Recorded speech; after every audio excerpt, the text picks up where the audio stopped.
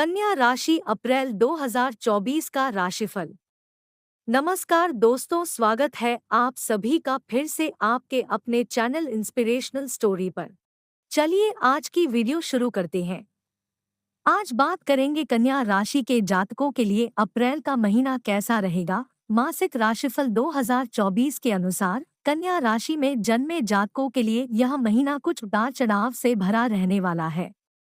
आपके व्यापार में अच्छे और बुरे दोनों प्रकार के बदलाव देखने को मिलेंगे, इसलिए आपको अपने कार्य क्षेत्र में बहुत सावधानी रखनी होगी क्योंकि आपकी एक जरा सी भूल आपको परेशानी में डाल सकती है। वैवाहिक जीवन में भी तनाव और संकट रहेगा।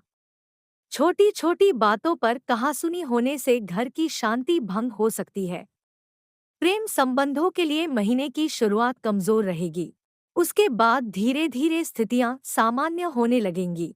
नौकरी करने वाले जातकों को मेहनत के साथ साथ अनुशासन का पालन करना बेहतर रहेगा। निजी जीवन में प्रेम रहेगा, लेकिन किसी घर वाले की सेहत चिंता का कारण बन सकती है। आपका स्वास्थ्य कमजोर रहने की संभावना है, इसलिए आपको इस महीने अपने स्वास्थ्य पर बहुत ज्यादा ध्यान देना चाहिए ताकि किसी बड़ी समस्या को आने से रोका जा सके। विदेश जाने की इच्छा पूरी हो सकती है, हालांकि चुनाव भी आ सकती है। दोस्तों, वीडियो में आगे बढ़ने से पहले अगर आप चाहते हैं कि मां लक्ष्मी का आशीर्वाद आप पर सदैव बना रहे तो इस वीडियो को लाइक और चैनल को सब्सक्राइब जरूर करें और कमेंट में जय मां लक्ष्मी लिखना बिल्कुल ना भूलें। करियर के दृष्टिकोण से यह महीना मिले-जुले परिणाम देने वाला रहेगा। जो लोग नौकरी करते हैं उन्हें महीने की शुरुआत में परेशानियों का सामना करना पड़ सकता है। दशम भाव के स्वामी बुध महाराज वक्री अवस्था में अष्टम भाव में रहेंगे, जिससे आपको क्षमता के अनुसार कार्य नहीं मिलेगा और आप काफी परेशान रहेंगे। इसी वक्री अवस्था में बुध महाराज 9 अप्रैल को आपके सप्तम भाव में चले जाएंगे, जहां पर पहले से ही राहु, सूर्य और शुक्र विराजमान होंगे। इससे कुछ राहत कुछ समय के लिए आपको मिल सकती है। आपको अपनी नौकरी में अनुशासन का पालन करना होगा। अपने काम पर ज्यादा ध्यान दें, बाकी बातों से दूर रहेंगे तो आपका काम पर आपका प्रदर्शन सुधरेगा, जिससे आपको आने वाले समय में अच्छे परिणाम मिलेंगे। छठे भाव में मंगल और शनि के प्रभाव के कारण कार्य क्षेत्र में आपके विरोधी आपको परेशान करने में कोई कसर बाकी नहीं रखेंगे। हालांकि 23 अप्रैल को मंगल के छठे भाव से निकलकर सप्तम भाव में जाने से इन समस्याओं में कमी आएगी और आप अपने विरोधियों पर भारी पड़ने लगेंगे, तब आपको राहत मिलेगी। व्यापार करने वाले जातकों को सावधानी रखनी होगी। राहु सूर्य ग्रहण दोष के रूप में महीने की शुरुआत में ही आपके सप्तम भाव में शुक्र के साथ विराजमान होंगे और बुध भी इसी भाव में आ जाएंगे। यहाँ शुक्र और बुध पीड़ित अवस्था में तथा शुक्र भी अस्त अवस्था में होने के कारण आपको व्यापार में कोई भी बड़ा निर्णय लेने से बचना चाहिए। अपने व्यावसायिक से किसी भी तरह से बचना चाहिए और व्यापार के संबंध में यह ध्यान रखना चाहिए कि बाजार में कोई भी ऐसा काम ना करे जिससे आपको मानहानि का सामना करना पड़े, क्योंकि उससे बाजार में आपका नाम खराब हो सकता है। कानून विरुद्ध जाकर भी कोई काम करना आपके लिए नुकसानदायक हो सकता है। महीने के अंतिम सप्ताह में कुछ सुकून भरे पलों की प्राप्ति होगी और तब व्यापार धीरे धीरे उन्नति करेगा। यदि आपकी आर्थिक स्थिति को देखा जाए तो यह महीना आर्थिक तौर पर उतार चढ़ाव को स्पष्ट रूप से दिख रहा है। दूसरे भाव के स्वामी शुक्र महाराज उच्च राशिगत होकर आपके सप्तम भाव में रहेंगे, जिससे व्यापार में धन लाभ होगा। जीवन साथी के माध्यम से भी लाभ हो सकता है, लेकिन यह शुक्र महाराज राहु और सूर्य के कारण तथा 23 अप्रैल को मंगल के भी सप्तम भाव में आने के कारण पीड़ित हो जाएंगे, जिससे धन प्राप्ति के मार्ग में बाधाएं आएंगी। शुक्र देव आपके भाग्य स्थान के स्वामी भी हैं। यह 28 अप्रैल को अपनी अस्त अवस्था में आ जाएंगे, जिससे भाग्य का साथ मिलने में कुछ समस्याएं आएंगी और आपके कार्यों में रुकावट आ सकती है, जिससे धन लाभ के योग भी कुछ क्षीण हो सकते हैं। इसलिए आपको भरसक प्रयास करना चाहिए कि अपनी आमदनी को बढ़ा सके। हालांकि आपकी दैनिक आमदनी अच्छी रहेगी और दैनिक आवश्यकता के कार्यों की पूर्ति होती रहेगी। मंगल और शनि के छठे भाव में तथा बृहस्पति और बुध के अष्टम भाव में होने के कारण खर्चों में अप्रत्याशित बढ़ोतरी के योग बनेंगे, जिसका प्रभाव आपकी आर्थिक स्थिति के लिए प्रतिकूल हो सकता है। इसलिए इस महीने आपको बहुत सावधान रहना चाहिए। आप अपनी बुद्धि से कुछ धन अवश्य ही अर्जित करेंगे जो आपके काम आएगा, लेकिन उसे पूर्ण रूप से खर्च करने से बचेंगे तो ही आर्थिक लाभ होगा।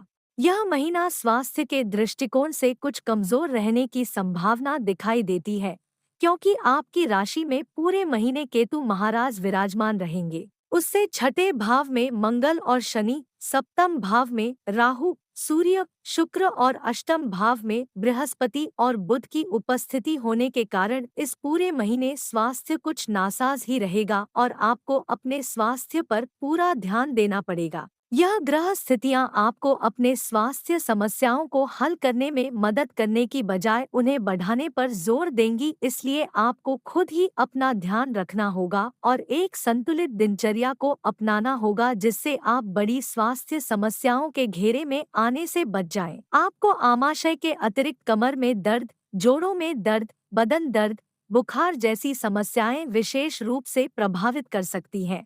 इन्हें नजरअंदाज करने से बचें। यदि आप किसी प्रेम संबंध में हैं, तो महीने की शुरुआत कुछ कमजोर रहेगी।